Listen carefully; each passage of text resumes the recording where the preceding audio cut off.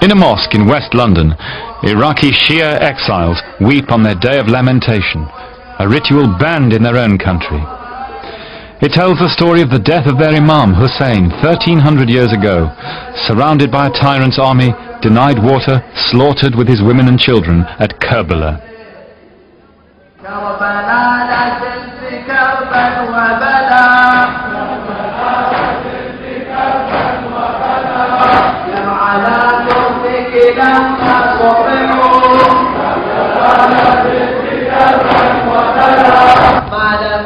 The lament for Karbala speaks for the present as well as for the past.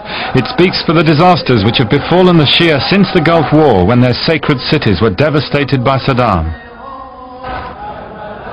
It's about the country they have lost. A lament for the South.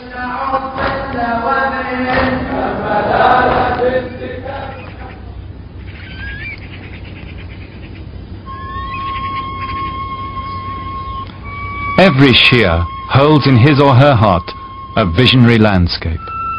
For the Shia faith arose in the biblical Garden of Eden, the land of the two rivers, Tigris and Euphrates, whose waters nourished the first civilization on earth.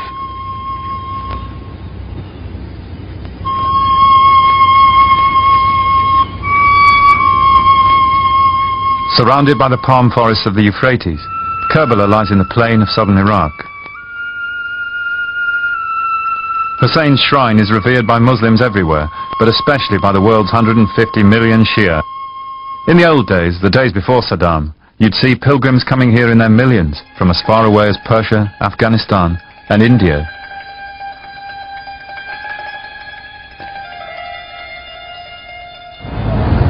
At the end of the Gulf War, encouraged by President Bush, the Shia rose against Saddam's tyranny.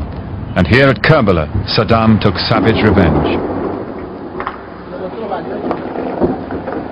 There were no TV cameras here to record what happened, only this extraordinary amateur videotape shot by two brothers, one of whom was killed.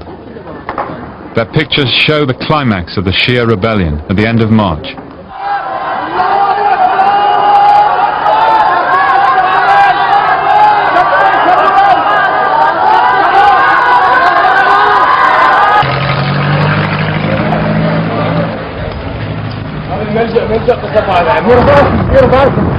The revolt had almost succeeded, but Saddam's Republican Guard and their tanks had been left intact by the Allies.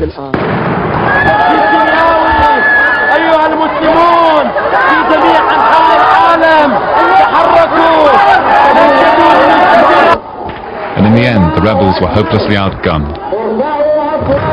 The city is now surrounded. With time running out and no hope of escape, a last embrace.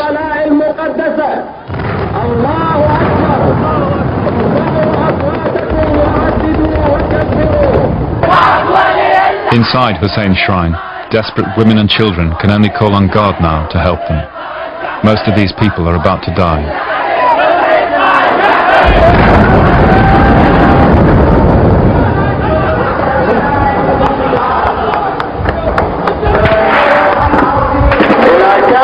المجاهدين الأبطال توجهوا بكافة أسلحتكم لتطويق الدبابات والقوة المعادية ومنعهم من التسلل إلى الدور والسكنات.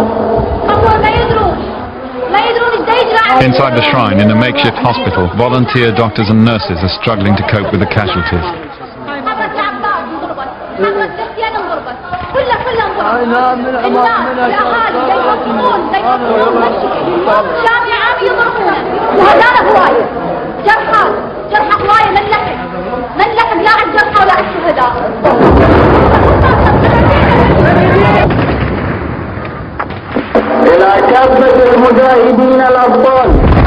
Outside, Saddam's tanks can be seen creeping up the main street. The final assault has begun. ومنعهم من التسلل إلى الدور والسكنات.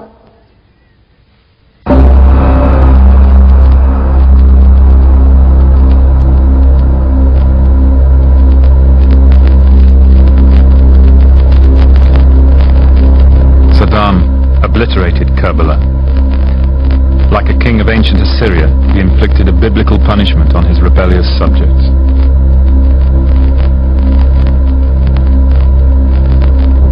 At the end of the Gulf War, the city's population had been swelled by thousands of outsiders who believed the Allies wouldn't harm the holy shrines.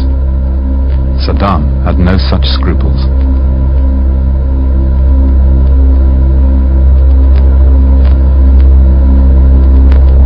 It was a month after the revolt before foreign journalists were allowed into the city. This is what they saw.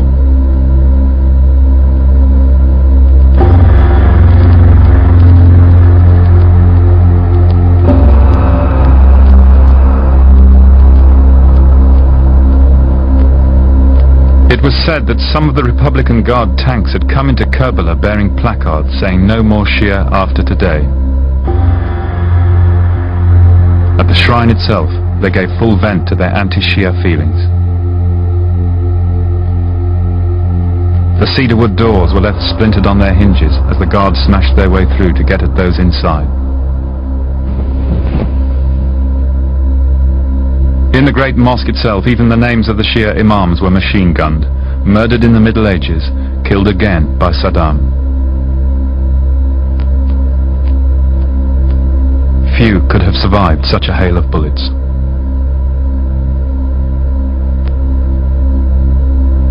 In the makeshift hospital, only debris remained.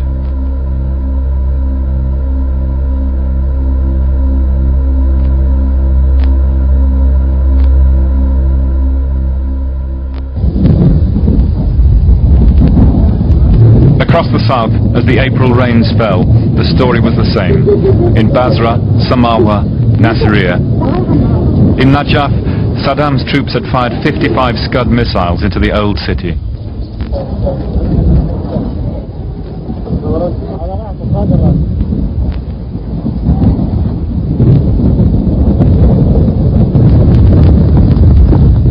All these events took place while Allied troops were still on Iraqi soil.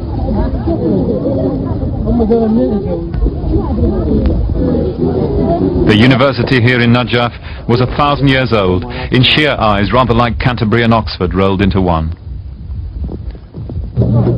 Along with 100 Shia scholars, thousands of ordinary citizens were rounded up and have not been seen again.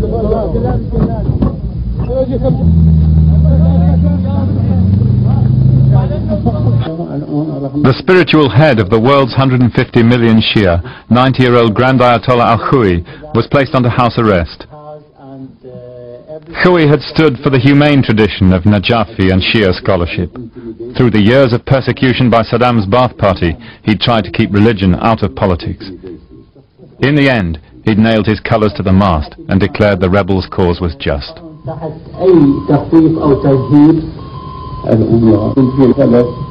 Now his distress spoke for all Shia. There is nothing such a thing. Everything is finished and I'm in my house.